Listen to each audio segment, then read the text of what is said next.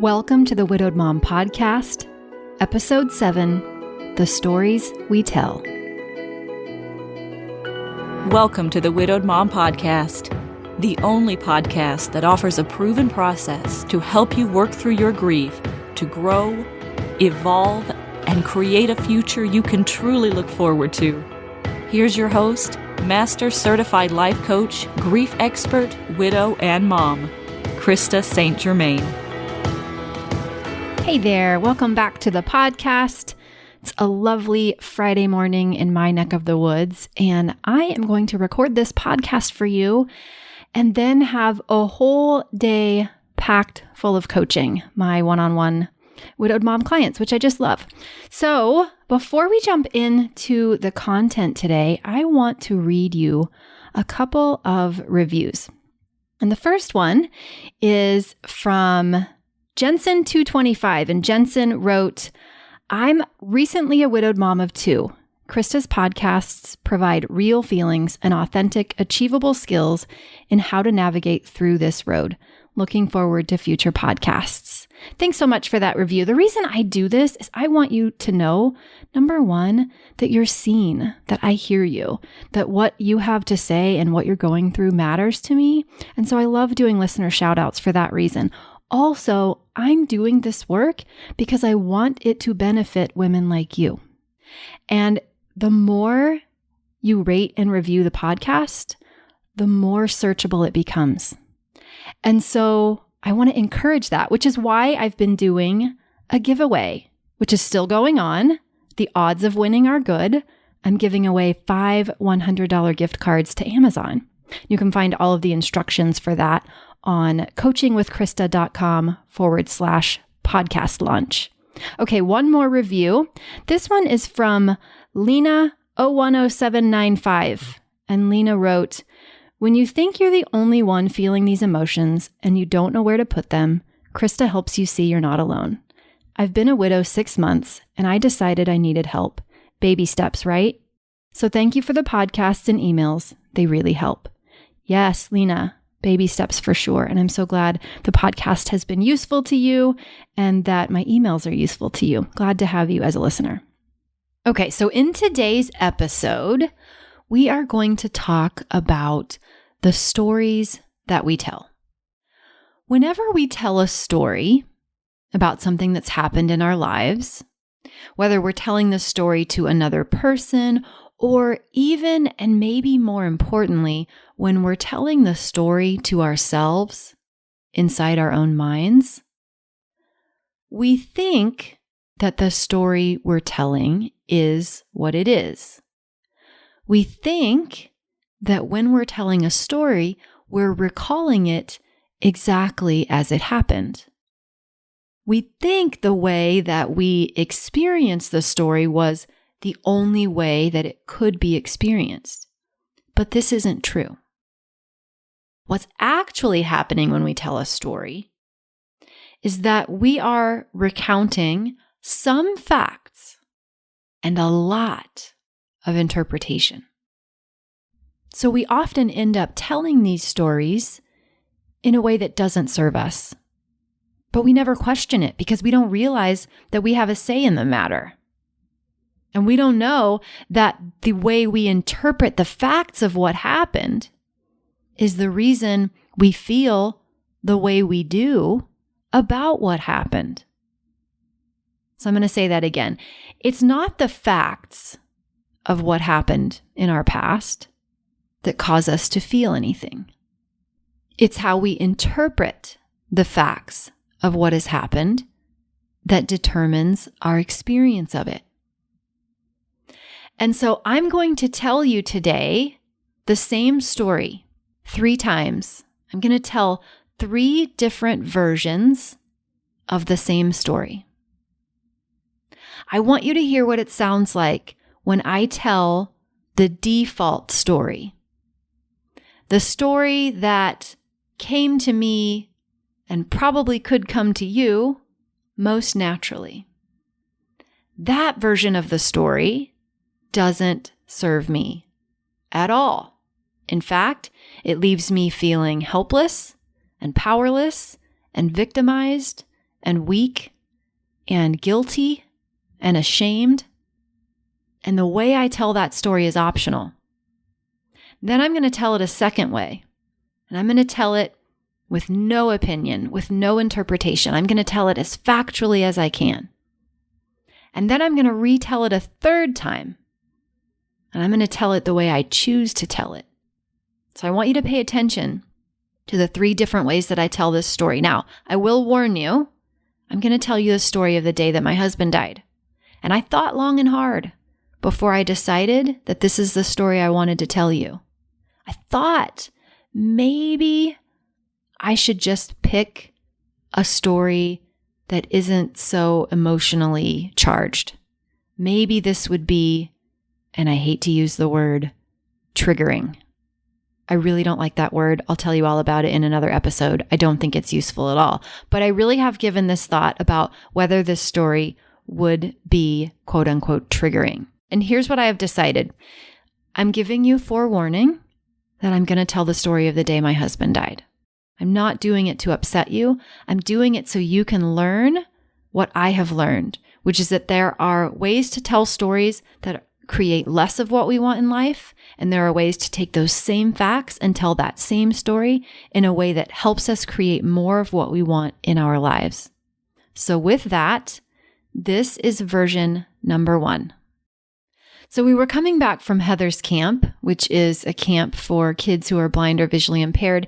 And in and of itself, that was so upsetting to me because it was the only year that Hugo ever got to experience camp. It's something that's incredibly important in my life. And even though it was just his first experience, I could tell that he loved it.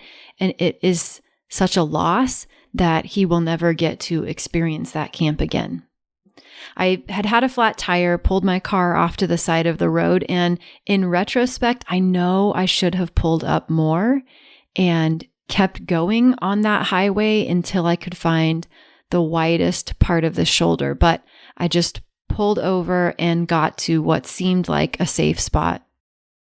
Hugo pulled up behind me, and even though we had AAA, I didn't insist that we call them. And when he said he wanted to change the tire, I just rolled over and let him. And I knew that the cars were just flying by on the highway. It didn't feel safe to me, but I didn't stand up for what I thought was right in the moment. And I let him change the tire. So I was standing on the side of the road. He was getting the tire out of my trunk, and he was in between my car, of course, and his. And I was looking down at my phone, trying to text my daughter to tell her about the flat tire so she knew that we would be late. And I heard no brakes, just the most unforgettable, horrifying crashing noise, and turned around to see something that I will never forget. 3 cars piled up, my husband nowhere to be seen. And it was like the whole world just stopped. And I remember trying to get my bearings and watching the man who caused the accident stumble out of his car and just, I don't know if I was saying it out loud or just in my head, but I remember just thinking, oh my God, oh my God, oh my God. And I panicked. I screamed. I couldn't orient myself. I knew what highway I was on, and I remember calling 911, but I didn't know exactly where on the highway I was, which is really unfortunate because I couldn't tell them specifically what exit. And I started looking for a highway sign or a mile marker, and I couldn't see anything. I couldn't focus. There were people running up to the accident, and I know I sounded like a complete lunatic to the 911 operator. I was yelling at people who were coming up to the accident, trying to just get anyone to tell me what exit I was near. And while we were waiting for EMS, I called my mom. My heart was racing, my chest, I remember it being so tight, and I was crying. And I had to tell my mom my name at least 3 times because I was so upset that she could not recognize her only child on the phone, even with caller ID. And then, stupid me, definitely not in the running for Mom of the Year, I called my daughter to tell her what was happening, which was a really dumb thing to do because even though I tried to be calm, she could hear the fear in my voice, and almost instantly she started to cry, and I felt awful about that. And it was just a really horrible situation to have put her in. It took an eternity for EMS to arrive, and once they finally did, it seemed like forever for them to decide how to get him out of the wreckage, to get him out. I grabbed some stuff out of my car and I sat in the ambulance waiting and waiting for them to get him stable enough to transport to the hospital. The ride to the hospital was so scary. I just couldn't understand why they wouldn't smash the gas pedal and go faster. It felt like we were moving so slowly in my mind. Finally, we got there and they got him inside, and then the highway patrol officer took me into a little room and asked me for a statement, which I just thought was so callous, and I didn't feel like it was appropriate. I was in such a fragile state, and they already had the guy. I mean, he was injured and he was with us at the hospital, and I didn't understand why they would be asking me at a time like that to get myself together and give them data. I felt like it could have waited. And then from there, it just kept going downhill. It was like this awful roller coaster of waiting and tears and feeling scared. And then doctors would come out and they would tell me things. And then I would wait some more. And then I would cry some more. And then the next morning, it went even, from downhill to unimaginable. And they came to tell me that he wasn't doing well and they didn't know why, and that his heart stopped. And so I had to stand there and watch all of it. I remember feeling just helpless, and really the only thing I knew to do was just to pray and just beg that he wouldn't be taken from me. And it was truly the worst 20-hour period of my life. I will never forget it as long as I live. I lost the love of my life in the most unfair way possible. And then I had to go home and tell my kids. Okay. So that was one version of the story. And now I'm going to tell it again. And this time I'm going to tell it in the most factual way possible. So I'm not going to use opinions. I'm not going to be subjective. I'm just going to stick to the facts. We were on our way back from Heather's camp, which is a camp for children who are blind or visually impaired. And it was Hugo's first year at the camp. We had a membership to AAA. And I asked Hugo if we should call. He said he preferred to change the tire himself so that we could get done faster. So he was getting the tire out of my trunk, standing in between the two cars, and I was standing beside our cars on the highway texting my daughter to tell her we'd be late. Someone driving a car crashed into the back of my husband's car, and I heard the noise, and I looked up. I called 911. I asked people where we were on the highway, and then I told the 911 operator. Then I called my mom. It took 8 minutes for EMS to arrive. They assessed the situation, got Hugo out of the wreckage and into the ambulance. I got some of my belongings from the car. On the way to the hospital, I called family, Hugo's first wife, my pastor, and Hugo's boss. When we got to the hospital, I gave a statement to the highway patrol person. The doctors came in several times and gave us updates about what was happening. The next morning, they told me Hugo wasn't doing well and that they didn't know why, and then his heart stopped. I stood with my father, my stepson, and my pastor and watched from outside the room as they worked on him. At 12:07, they pronounced him dead. The doctors came in later and told me what happened, and then I left the hospital and went home and told my children what had happened. Very different versions of the story, yes?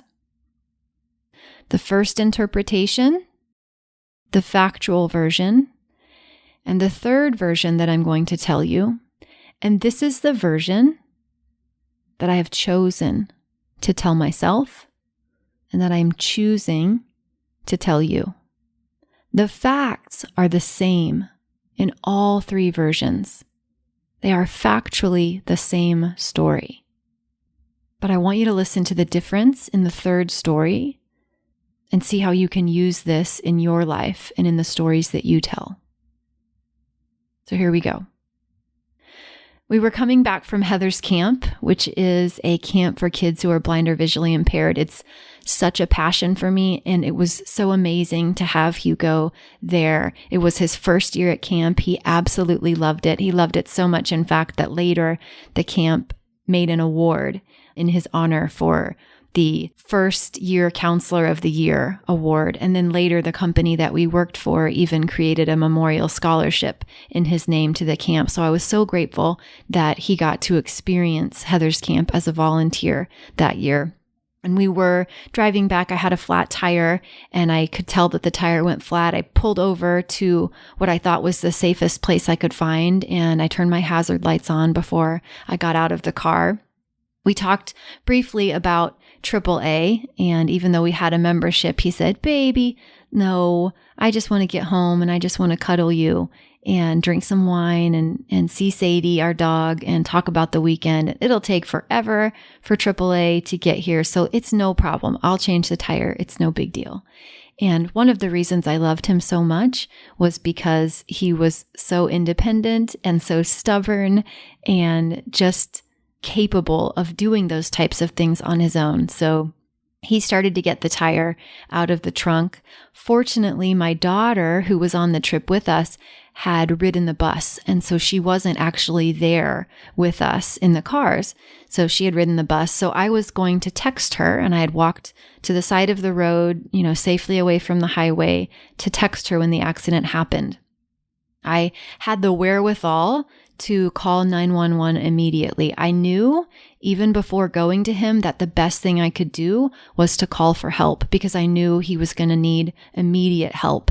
And so that's the first thing I did. And as scared as I was able to make that call even with my hands shaking. I knew the highway I was on, and I had some people around me help me figure out where I was so that I could give instructions to the 911 operator. We were close enough to the city, thankfully, because we had been, quite a ways away, a couple of hours away. We were close enough to the city that it only took EMS 8 minutes to get there. And one of the women who stopped at the accident, she was so wonderful. She told me she was a nurse, and she took Hugo's pulse, and she told me he was still breathing and he had a heartbeat.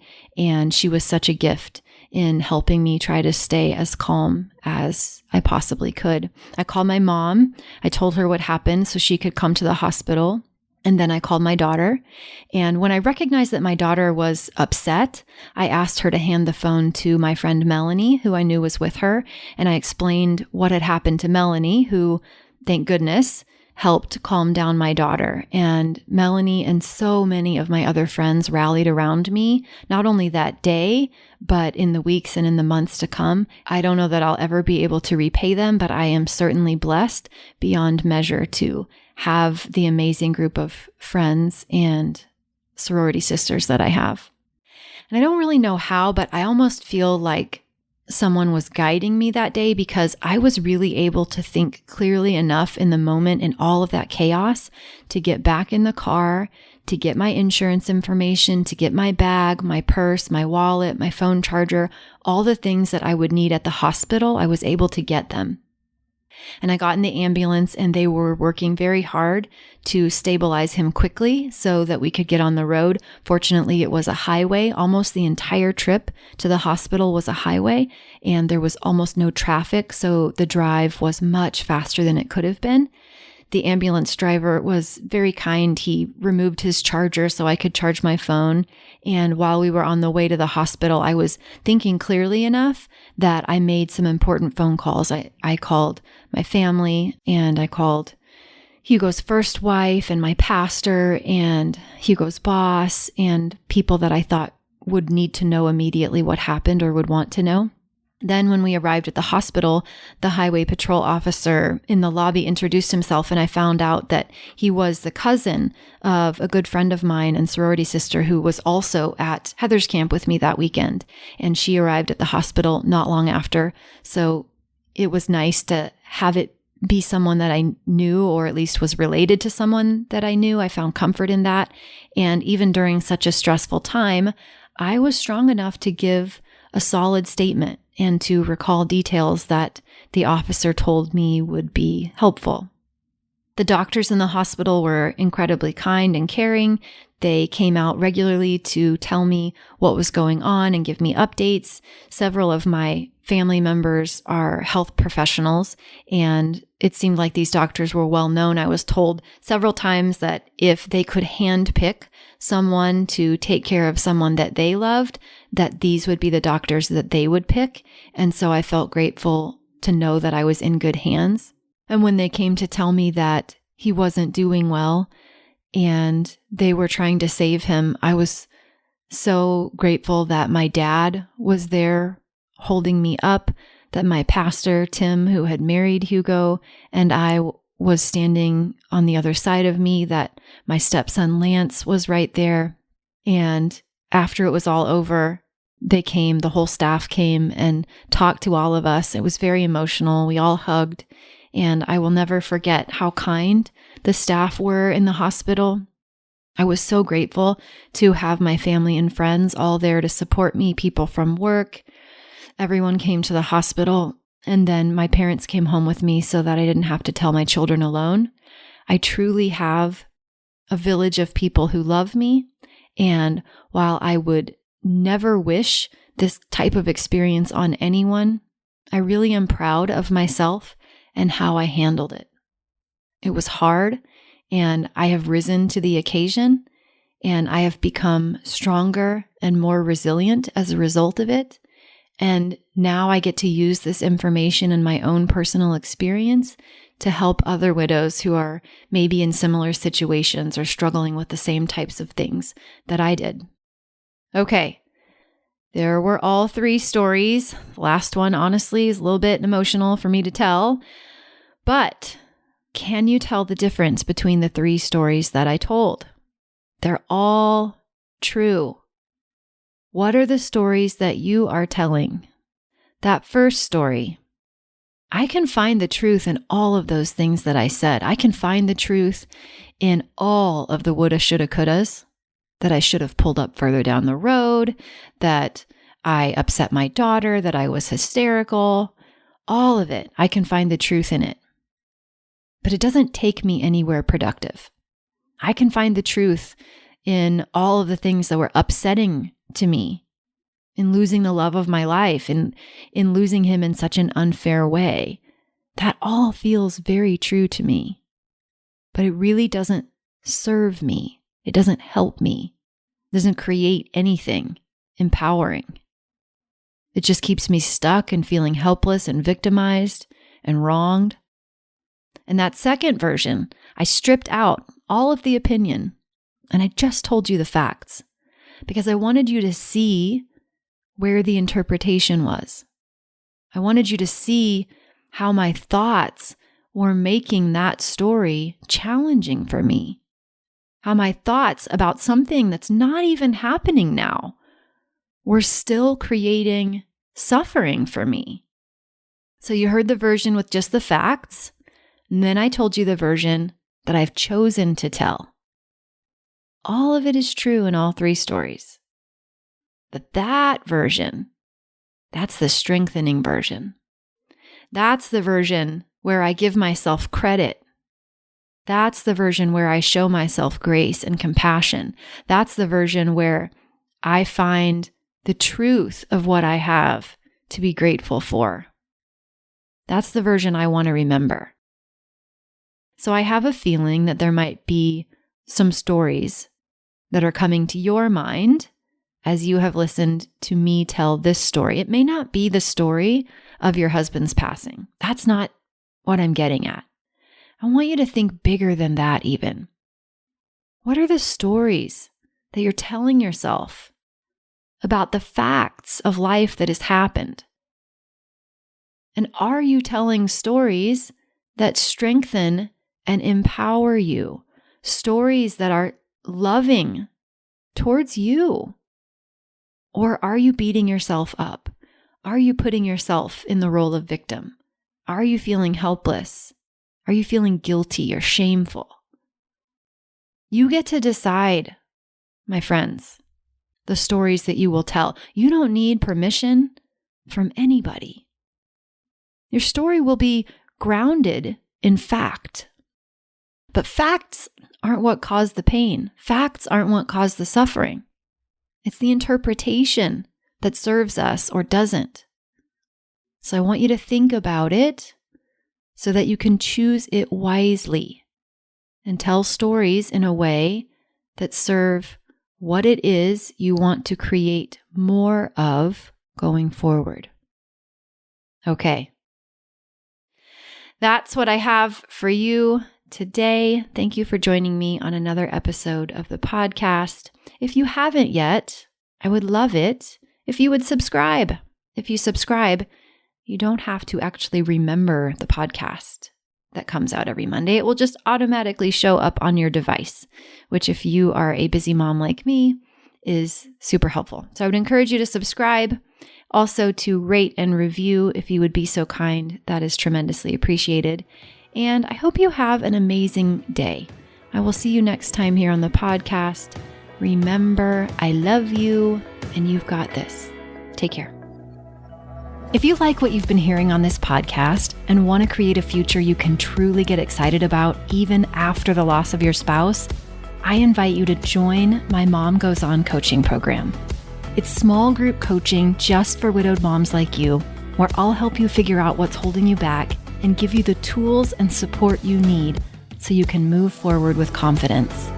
Please don't settle for a new normal that's less than what you deserve. Go to coachingwithkrista.com and click Work With Me for details and next steps. I can't wait to meet you.